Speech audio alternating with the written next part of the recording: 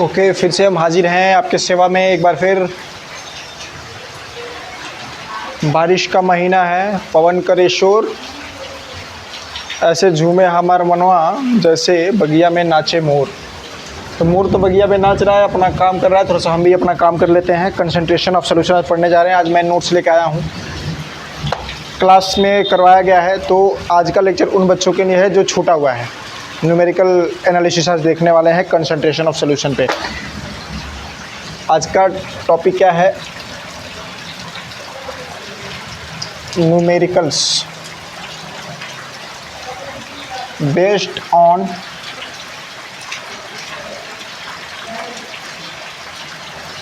Concentration of solution.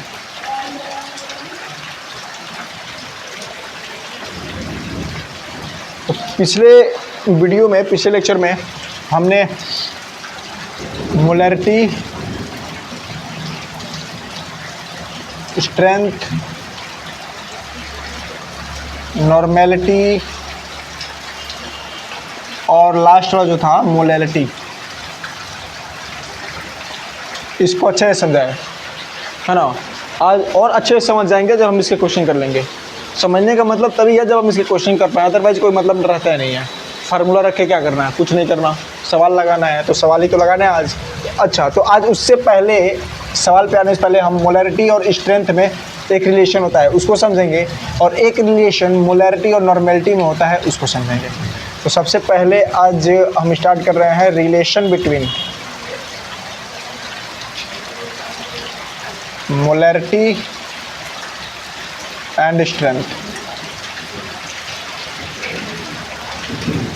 तो जैसा कि आपको पता है कि स्ट्रेंथ होता क्या है। स्ट्रेंथ को हम किस में लिखते हैं? ग्राम पर लीटर में ना। तो जब ग्राम पर लीटर में लिखते हैं तो ऊपर क्या होगा? ऊपर होगा वेट ऑफ सॉल्यूट इन ग्राम, और नीचे क्या होगा? Volume of solution in litre. और इसको हमें कन्वर्ट करना है किसमें? मोलैरिटी में, है ना। तो वेट ऑफ सॉल्यूट को आप कीजिए, क्या करेंगे? वेट ऑफ सॉल्यूट, तो number of solute, number of mole of solute into molecular weight of solute divided by volume of solution. यहाँ पे कोई दिक्कत नहीं होने वाली है आपको। अब यही तो हमारा क्या होता है, ये वाला सेक्शन, यही होता है मोलैरिटी। यही क्या होता है? यही होता है मोलैरिटी। तो molarity into molecular weight equal to क्या आ गया? ये आ गया स्ट्रेंथ। मतलब क्या है कि जब स्ट्रेंथ आपको निकालना हो, तो मोलैरिटी आपको पता हो, तो मोलिकुलर वेट ऑफ कंपाउंड से मल्टीप्लाई कर दीजिए और आप स्ट्रेंथ लेके सवाल को टिक कर दीजिए। ठीक है, तो ये strength equal to molarity into molecular weight. अब अगला रिलेशन है मोलैरिटी और नॉर्मेलिटी का, उसके बाद हम इस पे सवाल करेंगे, है ना। तो करते हैं इसको। Molarity relation between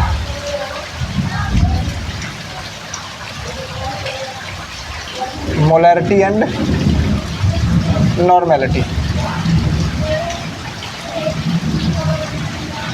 relation between molarity and normality.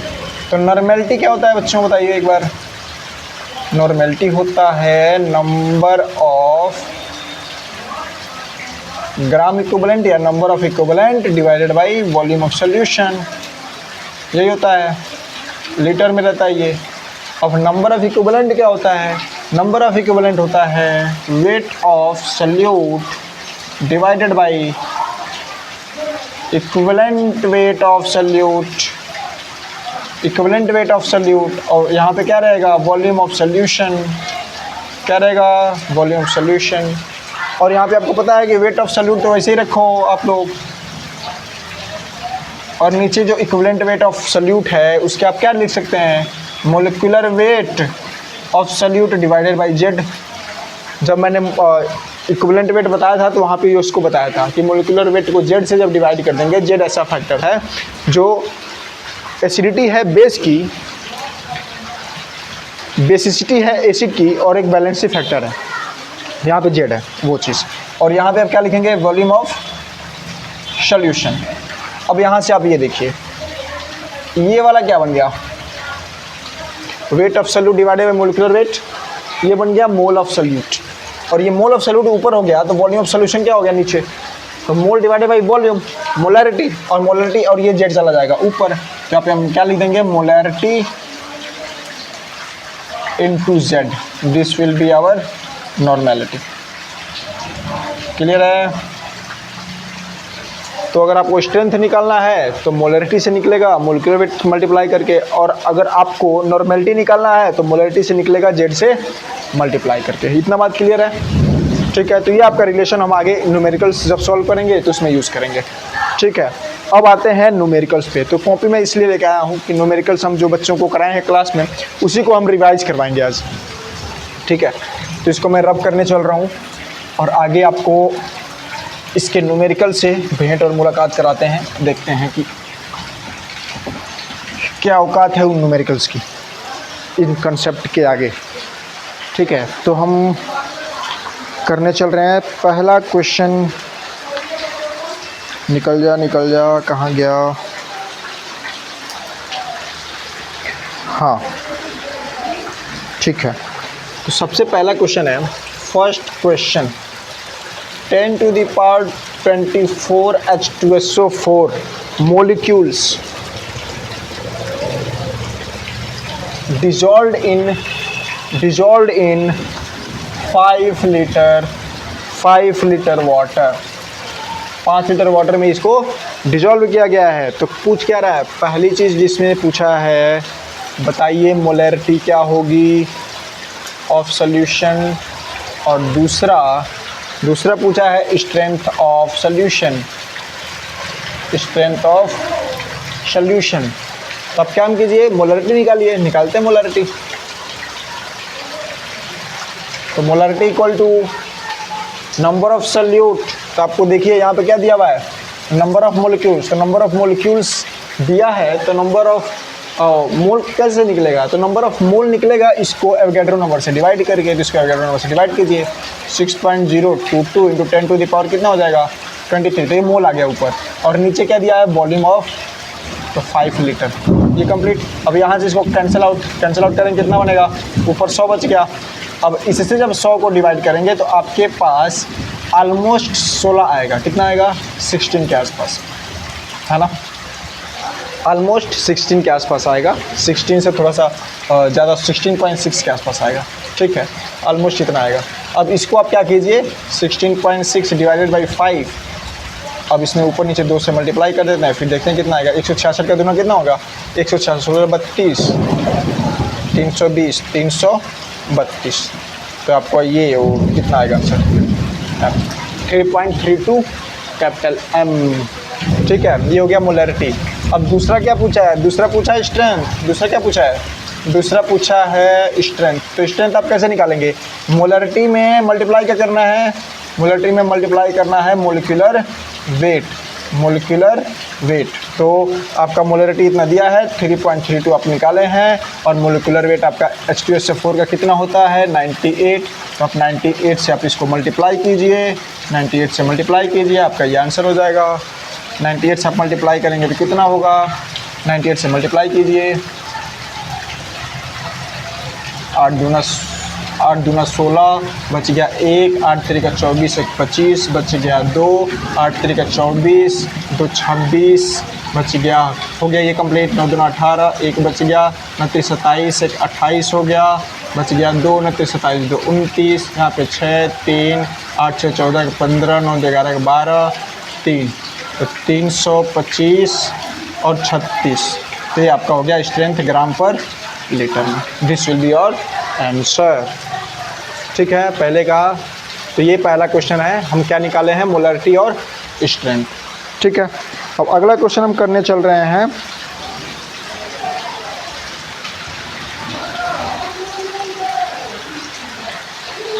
अगला क्वेश्चन क्या है, अगला क्वेश्चन हम थोड़ा सा, हाँ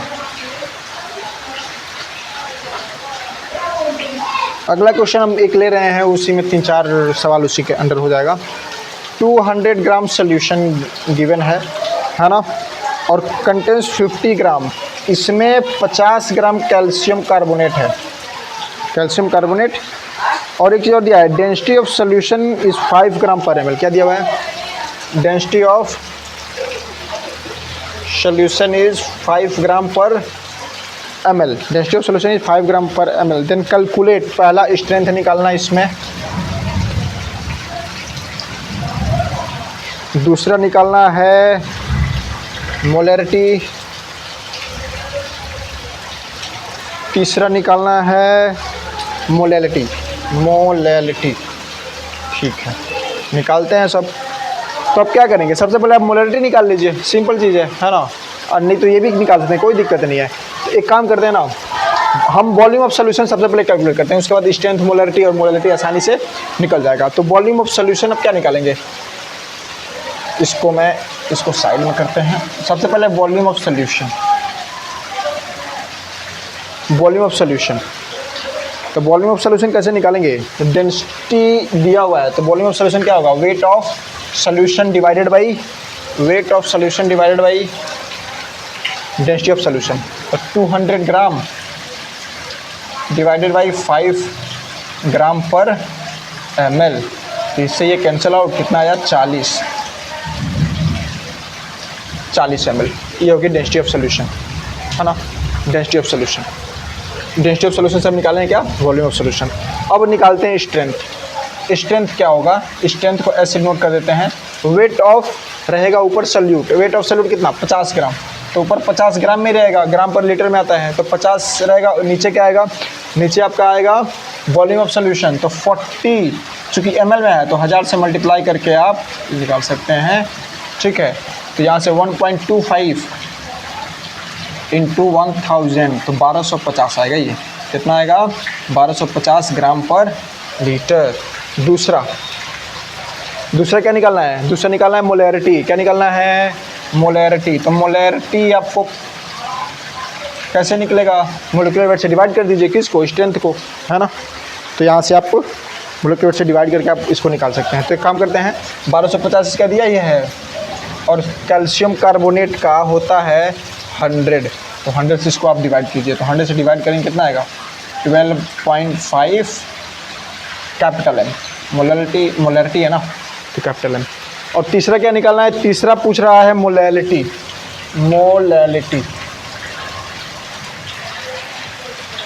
तो मोलैलिटी कैसे निकालते हैं, मोलैलिटी निकालते हैं वेट नहीं, N of solute, number of solute divided by volume of solution. तो वहाँ से देखिए कितना, 50 ग्राम है ना सोल्यूट का, तो 50 ग्राम है तो 100 से डिवाइड करें तो इसका मोल आ गया, और नीचे आपका 40 ml है, 40 ml, लेकिन ml में चाहिए नहीं, ओ वेट सॉरी, वॉल्यूम नहीं होता, यहाँ पे होता है वेट ऑफ सॉल्वेंट। क्या होता है, वेट ऑफ सॉल्वेंट, और वो भी किस में, kg में, है ना। तो वेट ऑफ सॉल्वेंट कितना है, 200 ग्राम सोल्यूशन है, 50 ग्राम सोल्यूट है, तो कितना आएगा 150 ग्राम, लेकिन हमें चाहिए किस में, kg में, है ना। तो ये हो गया kg में, 1000 से मल्टीप्लाई कर देंगे तो 1 0 से 1 0 खत्म, 1 0 से 1 0, 2 0 खत्म हो गया, है ना। अब ये नीचे है, ये ऊपर कैंसिल आउट, है ना। तो ये 5 3 और ये 10 cancel, 3.33 M will be our answer, ठीक है। आप आराम से इसको वीडियो पॉज करके आराम से समझ सकते हैं, इसमें कोई दिक्कत वाली बात नहीं है, बिल्कुल सिंपल चीज़ है ना। आगे ये कहाँ फंस गया भाई, ठीक है। अब इसको मिटा रहे हैं, जगह कम पड़ रहा है, आगे बढ़ते हैं अगले क्वेश्चन पे।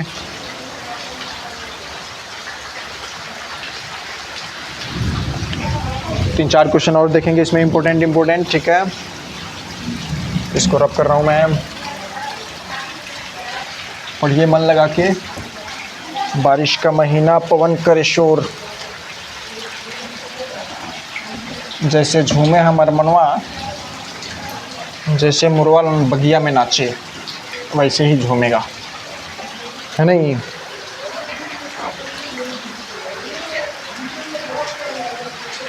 What is the volume of water to be added, ये क्वेश्चन इंपॉर्टेंट है, इसको करते हैं। Third question, what is the volume of water to be added to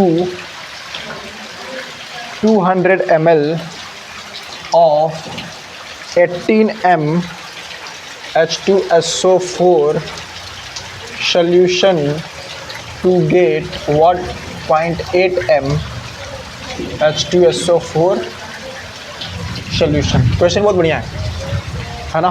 question में पूछ रहा है ना